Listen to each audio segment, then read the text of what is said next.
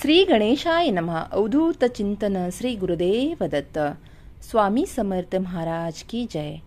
पाहून दुर्लक्ष करू नका. जर का तुम्ही स्वामी भक्त असाल तर कृपया करून हा संदेश शेवटपर्यंत ऐकावे अशी स्वामींची आज्ञा आहे. स्वामी म्हणतात, जर का आज तू तुझ्या दिवसातले 5 मिनिटे हा संदेश ऐकण्यात घालवलेस तर तुझी पुढील 100 वर्षे सुखाने जातील, याची मी तुला खात्री देतो. मला माहीत आहे, कदाचित सध्या तू खूप दुःखी आहेस, खचून गेलेला आहे. काही तुझ्या मनासारखं घडत नाही आहे. कदाचित तुझी स्वतःची माणसेच तुझ्यापासून दूर होत आहेत. तू त्यांना जीव लावत आहेस व महत्त्व देत आहेस. ते तुला तेवढे महत्त्व देत नाही आहे. त्यांना तुझी जाणीव अजिबात नाही आहे. माझ्या बाळा, आता रडणे थांबव. तुझ्या जीवनात आता सर्व काही बदलणार आहे. सर्व दुःख चमत्कारासारखे संपून जाणार आहे. तुझे मन पूर्वीपेक्षा खूप शांत होणार आहे. जीवन सुख, समृद्धी, ऐश्वर्याने भरून जाणार आहे. जर का तुमचा स्वामींवर विश्वास असल्यास स्वामींचा आशीर्वाद प्राप्त करून घेण्यासाठी आत्ताच आपल्या व्हिडिओला लाईक करा आणि चॅनलला सबस्क्राईब करा आणि कमेंटमध्ये होय, स्वामी तुमच्यावर भरपूर विश्वास आहे असे टाईप करायला विसरू नका. स्वामी म्हणतात, मरता केव्हाही येतं हो, पण जगता आलं पाहिजे. सुख भोगता केव्हाही येतं हो, पण दुःख पचवता आलं पाहिजे. यशाने माणूस उंच होतो, पाय जमिनीवर ठेवता आले पाहिजेत. मिळालेल्या यशात समाधान मानून आनंदाने जीवन जगता आलं पाहिजे. पाप काय कसंही करता येतं, पण पुण्य करता आलं पाहिजे. ठेच जीवनात लागतेच सहन करता आली पाहिजे.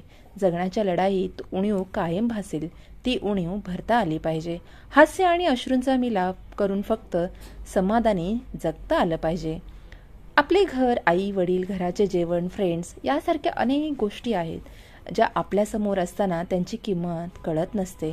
पण एकदा की ती गोष्ट दूर झाली, दिसेनाशी झाले, तेव्हा मात्र आपल्यासाठी सर्व काही किती महत्त्वाचे होते हे लक्षात यायला सुरुवात होते. कुणाला आपला कंटाळा येईल इतके जवळ जाऊ नये. चांगुलपणाचे ओझे वाटेल इतकेही चांगले वागू नये. कुणाला गरज नसेल आपली तिथे रेंगाळत राहू नये. नशिबाने जुळलेली नाती जपावी, पण स्वतःहून तोडू नये. गोड बोलणे, गोड वागणे कुणासही अवघड वाटू नये. जवळपणाचे बंधन होईल इतके जवळचे होऊच नये. सहजच विसरून जावे सारे सल मनात जपू नये. नकोशे होऊ आपण इतके आयुष्य जगूच नये. हवेशा असतो तेव्हाच पटकन दूर निघून जावे. आपले नाव दुसऱ्यांच्या ओठी राहील इतकेच करून कोर्टात न्यायाधीशाने एका मुलीला सांगितले, तू सासरी नांदायला जा. त्यावर उत्तर देताना मुलगी म्हटली, साहेब, एखाद्याला कारल्याची भाजी तर आवडतच नसेल तर ती का खावी? न्यायाधीशाने सुंदर उत्तर दिले, कारल्याची भाजी जर आवडतच नसेल तर ती अगोदर ताटात घ्यायचीच कशाला? एक लक्षात ठेव मुली, एक दिवस असा येईल की तुला कारल्याच्या भाजीची गरज पडेल. तीच भाजी तुला खावी लागेल. कारल्याची भाजी किती कडू असली तरी तिला चवदार बनवणे हे सुगरणीच्याच हातात आहे. यावरून आपल्याला एकच घ्यायचे आहे की संसारात सुखदुःखाचे कडू प्रसंग येतात म्हणून संसार टाकू नये. याविलट तो कसा चवदार होईल हे आपल्या हातात आहे. मग त्याची खरी गोडी लागेल. खेळ असो व आयुष्य असेच जगायचे असते. आयुष्य जगताना शिळ्या भाकरीला आणि तुटलेल्या चप्पलला कधीच नावं ठेवायचे नाहीत.